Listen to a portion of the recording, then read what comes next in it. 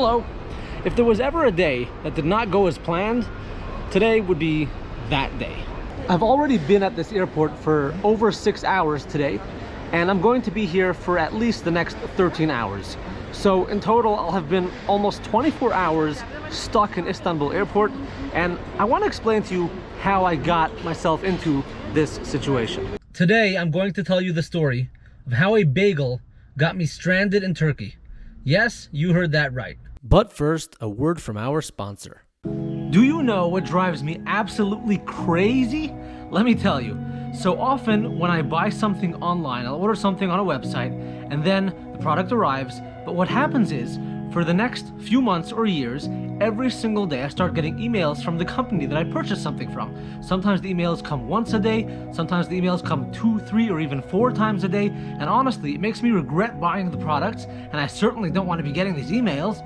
There is, however, one email that I do look forward to getting every single day. Daily Giving is an incredible organization that allows me to give $1 to charity every single day. They have vetted dozens of Jewish organizations from around the world to make sure that my money is going to a good place. The way it works is very simple. You sign up one time, and every day they take $1 of your money and give it to the organization of the day. You might think $1 is not a lot of money, but it adds up, and there are over 10,000 people who are giving $1 to charity every single day through Daily Giving. Together, the Daily Givers have already given more than $12 million to charity, and we're on schedule to give another $6 million to charity this year alone. Use the link below to join Daily Giving, and you too will receive this amazing email every single day, because let me tell you, there is no better feeling in the world than giving.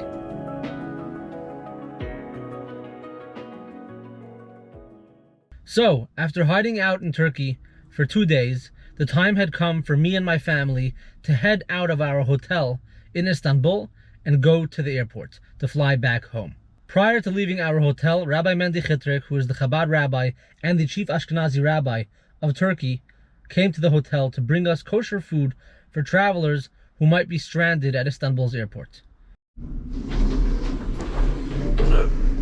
Okay, look at this huge bag full of sandwiches packed up to go.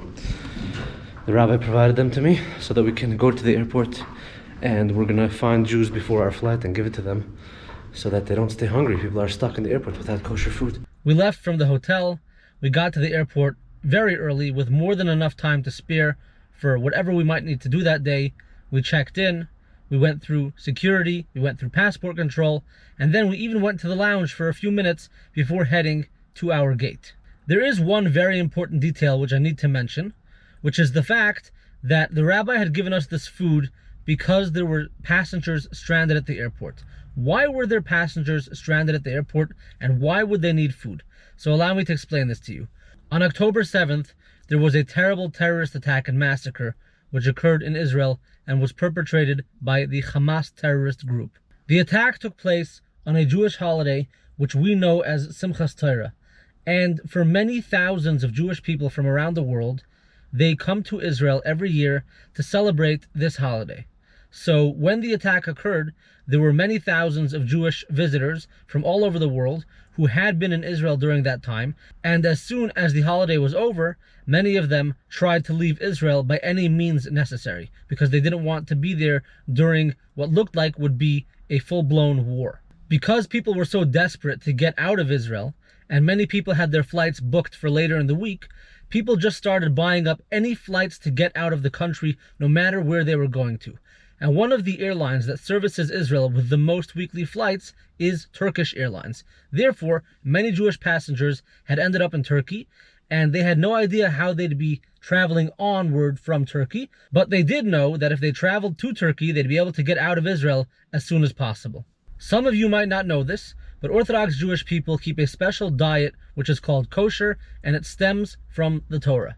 Therefore, when Jewish people who keep kosher travel to places where they're not sure there will be kosher food, they need to bring kosher food along with them so that they can eat. When traveling on a plane, a kosher traveler can request a kosher meal, but that needs to be done at least 48 hours in advance before the flight.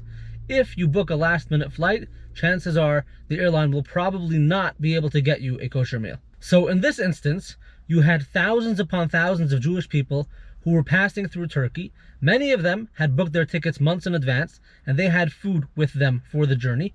But many of them had booked their tickets last minute trying to get out of Israel, and therefore when they arrived in Turkey, they had already not eaten in a few hours, and they were not going to be able to eat until they arrived home to wherever they were traveling to from Turkey. So being the kind man that he is, Rabbi Chitrik gave me a large bag of bagels and little cream cheese packets and asked me to hand them out to kosher travelers who were stranded at Istanbul airport without food. So after checking in for our flight, going through security and passport control, we went to the lounge for a few minutes. So we're past security at Istanbul airport, and now our job is to look for Jewish people and offer them food if they need it. And then we headed to our gate. But when we arrived to our gate, I noticed that it was early. There was still plenty of time left before our flight was set to depart, and I figured I should probably walk around the airport and try to find as many Jewish people as possible so that I could give them this food that they so desperately needed. I looked at the flight information boards hanging in the terminal, and I saw that only 2 gates away from where our gate was, there was a flight heading to New York. And flights to New York from Turkey often have Jews on them.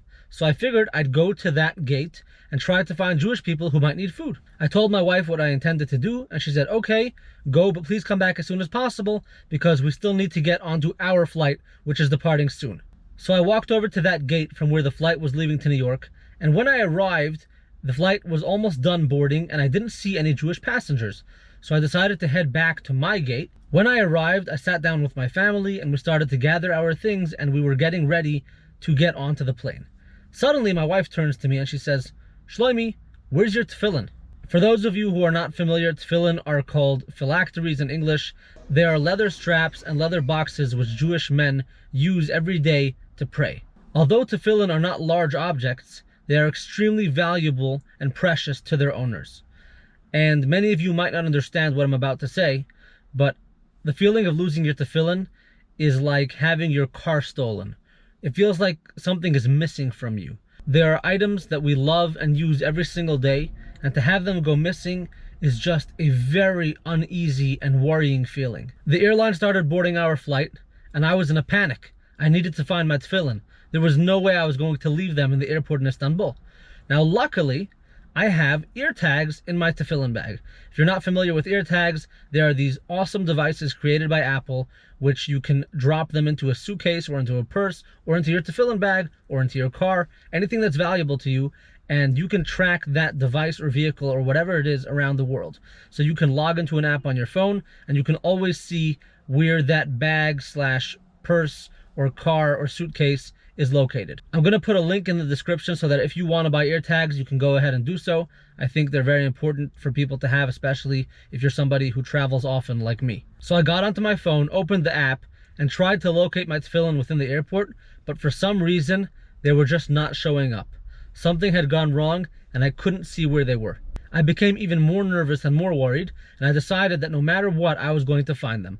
So I left the gate area, and I told my wife I'd try to be back within a few minutes, but for now, I was leaving to find my tefillin. I ran back to the lounge to see if I could find them. Perhaps I'd left them there. I'm not a small person. I'm quite a big guy, actually. So I walked as fast as I could, but I wasn't running because I didn't want to totally exhaust myself. When I got to the lounge, I ran in there, checked the place, couldn't find them. Then my wife called me to tell me that they were almost done boarding and I really needed to get back to the gate ASAP. She also mentioned that one of my children had seen me with my tefillin heading to the gate where the flight to New York was going to be leaving from, and perhaps I had left it at that gate. I left the lounge and started running back to my gate, and by the time I got there, boarding had already closed, and my wife was on the plane alone with all of our children. Now we had an even bigger problem, because all of our children are very young, and whenever we fly together as a family, I always try to be there to help and support my wife as much as possible on the journey. And now my wife is on this plane for a flight that is going to last almost 13 hours, and she's alone with the kids, with no one to help her. Since they had closed the boarding gate only a few seconds before I had arrived, my wife approached some of the staff on the Turkish Airlines flight and asked them if there was any way that they could get me onto the plane. So they told her that they would help her. They asked her to sit down and strap in the kids, and they said that they would try to help get me on. Eventually, the staff on the plane asked to talk with me, so my wife put me on the phone with them, and they asked me where I was. I told them that I was at the gate, and they said that they would come and get me. So we were relaxed, hoping that I would be able to get on the flight. But a few minutes passed, and no one had come to get me, and eventually they made it clear to my wife that they would not be allowing me on the plane. My wife was obviously extremely disappointed because they had told her that they were going to allow me on the flight, and now it seemed that they had changed their mind. Additionally, they offered my wife to get off the plane. They told her that she could get off with the kids if she wanted to stay with me in Turkey. So my wife asked the Turkish Airlines staff, well, why can't you just let my husband onto the plane? The plane is still here, we haven't gone anywhere yet, and my husband's standing right at the gate. Can you please let him on? So they said, no, we can't let him on because the door was already closed. So my wife said, but one second. If you're willing to let me off, which would mean that you need to open the door to let me off, why can't he just get onto the plane instead of me getting off the plane? There was no good answer to that question, but eventually it became clear that they were not going to allow me on, and it had also become too late for her to get off. So she was on this plane with all of the kids, and they're about to take off for a 13-hour flight. Let's just say she was not in the best state of mind. She called me frantic, not knowing what to do. I tried to calm her down, but I knew that this was going to be a very difficult flight for her. She also said that she never ever wants to fly Turkish Airlines again, and although I've always appreciated Turkish Airlines and I thought they were a pretty good airline, now we have this problem. We have a little bit of beef with Turkish Airlines. I promised my wife that I would do whatever I could to get home as soon as possible, and I headed to the Turkish Airlines desk to try and rebook my flight, but they wanted an exorbitant amount of money for me to get on the next flight. So instead, I took out my phone and booked my own flight. The new ticket cost me an extra $1,356.60. So in hindsight, perhaps leaving my gate, which I had arrived to on time, to go to another gate to try and feed bagels to stranded Jewish passengers might not have been the best idea. But that is how a bagel got me stranded in Turkey. So now I had this new flight home. It wasn't just one flight, it was 3 flights. I was going to be flying from Istanbul to London, London to Washington, D.C., and then from Washington, D.C. to Texas. The biggest problem was that my next flight was only going to be taking off in 18 hours. So I had a full 18 hours to figure out what to do. And I don't know why this happened, but as a practicing Jew, I do believe that every single thing that happens in this world happens for a reason. And being that I was now stuck in the airport, I decided to make it my mission to bring food to as many stranded Jewish passengers as possible. I'm leaving the lounge now because I got some intel, got tipped off that there's a flight heading to New York right now with a lot of Jews who don't have food. So we're gonna go to their gate. I looked at the flight information screens and I found the flight numbers and the gate numbers from which all flights which were heading to cities that have large Jewish populations were leaving from. So for example, I was looking for flights to Paris, to London, to Washington, D.C., to Miami, to New York, to Los Angeles. And when I would find such a flight, I would head over to the gate at the appropriate boarding time and try to find Jewish passengers in need of food. This little cart that I have here is a mini mitzvah tank. This cart is filled with food, kosher food. We're rushing to the gates right now. Excuse me, please. Excuse me. So that we can provide food to Jewish passengers who haven't eaten in days because they keep kosher and they're not willing to compromise on that. Chabad of the airport, under the auspices of Rabbi Mendy Chitrik and volunteer for the day, Shloime Zionce. We're going to give out food and keep Jews satiated. Enjoy. Can't have much. Me and my wife. Here's one. Take 2? Yeah. Thank you. Anytime. There you go. You want to ask that couple as well if they need? I see another Jewish family. Let's see if they need food. 3, 4, 5, 6. That couple right there, they're walking away. Thank God we just got them food. Feels good. Do you know what it means to bagel somebody? There's a term us Jews have. We call it to bagel someone. If you bagel someone, that means that you identify them as Jewish. Like, you see them on the street and you recognize that they're Jewish, that's called bageling someone. So, there's a lot of Jews walking around here tonight, and they are kind of disguised because of the situation right now. It's my job to try to find them and provide them with the food that they need. I was just sitting here in the airport and I saw two people walking with shopping bags, and that can only mean one thing. If you're walking with a shopping bag in the airport, you're Jewish. So I gotta find those people and ask them if they need some food. Excuse me, sir. Do you guys need kosher food? What? Do you guys need kosher food? No. All right. Yeah? Yeah. Do you have food on the flight, or you booked last minute? We booked the last minute. Yeah, but so maybe they vegetarian. need. Vegetarian. Okay, so here's what we have. We have bagels that are, there's also cream cheese that you can dip them in, but they're not. Okay, thank you. Okay, we're gonna take for them too. Sure. Yeah, what's in it? Okay, this one? You have tuna fish? I don't have tuna fish. What is this? Is bagel and cream cheese? Yes. You're a good man. It's not me, it's Chabad of Istanbul. I didn't do anything. I'm just passing through. For your son also. Yeah, my daughter and my son. Sure. Thank No you. problem. And you take one more for Carol. And one more now. That was the most successful bagel in the history of bageling, and the funniest thing is that I'm literally handing out bagels. What do you say? I identified them by these shopping bags.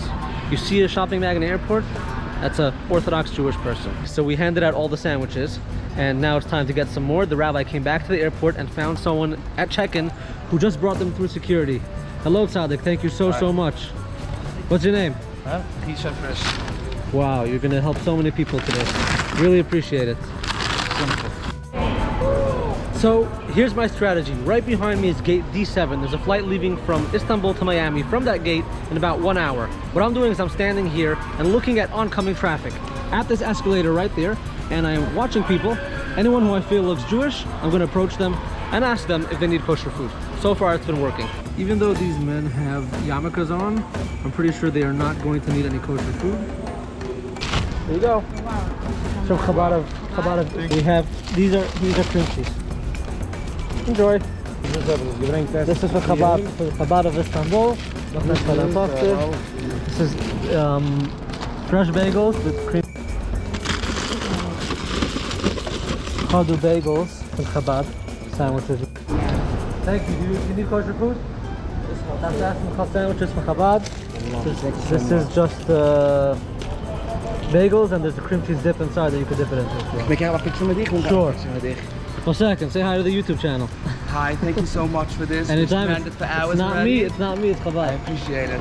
Thank God I was able to feed many people, and when I started running out of bagels, I called Rabbi Chitrik, and he immediately got working on bringing another shipment of bagels to the airport and getting it past security to the gate area so that I could hand them out to more people. Throughout the next 18 hours, I met many incredible Jewish people who were sacrificing and suffering for the sole purpose of trying to keep kosher to the best of their ability. Being that they were stuck in an airport without any food, many people had gone a long time without eating. One guy I met hadn't eaten in 2 full days, but he was not going to waver in his commitment to keeping kosher no matter what. Hello. מה שלומך? בסדר? כן, הכל בסדר. פה ככה אוכל. יש לך איזה שקית קטנה? שקית גדולה יש. רוצה מים? So, 1 second. This guy did not eat for 2 days because he keeps kosher and he's not willing to compromise. So for 2 days, he walked around with no food. Finally, he's getting food. A rabbi from China called me to tell me that he's here. After a very long but fun, beautiful, and inspiring 18 hours, Finally, the last flights to the United States have left, and I'm taking some me time to actually enjoy one of these bagels. Thank you, Rabbi. Those people who just walked away also got sandwiches. So even in the lounge, it is me time, but it's also them time, which makes it us time. Okay, 1, 2, here we go. Thank you so much. 3, 4. It's fine, we'll be enough for 6. Keep You on sure? Yeah, 100%. So it's double. There's 2 each, yeah. Completely enough. You sure? Yeah, 100%. Okay. Thank you. It is 7 o'clock in the morning. At this point, I've been in the airport for over 20 hours. I am exhausted beyond belief. Haven't slept in about 24 hours, but we gotta get out of here. So heading off to London right now. Flight number 1 of 3, which will hopefully, with God's help, take me back to Texas.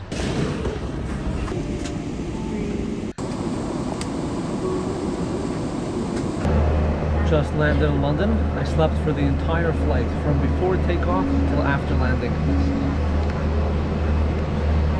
I finally made it out of Turkey and onwards to London, Washington, D.C., and finally to Texas. This experience of mine, in which I missed my flight, was not easy for me, it was expensive, and it took a lot of time out of my schedule. As a human being, I have no idea what God's plans are, and I certainly cannot understand God's calculations. But if God's plan was for me to miss my flight so that so many Jewish passengers could be given food and wouldn't have to starve for the duration that they were in Turkey, I am happy to accept that, and honestly, it was one of the most beautiful experiences I've ever had while traveling the world. Thank you all for watching, God bless you all, and we'll see you very soon. Stay safe. Hey there, 1 second, don't go yet. There's one more thing I forgot to tell you. I found my tefillin. They were just randomly sitting there in the terminal, not at the lounge, not at the gate where the flight to New York was leaving from. Someone must have moved them. I don't know how they got there, but thank God I found my tefillin, and I am currently reunited with them and using them again every single day. Thank you, Hashem. Thank you, Hashem. Thank you.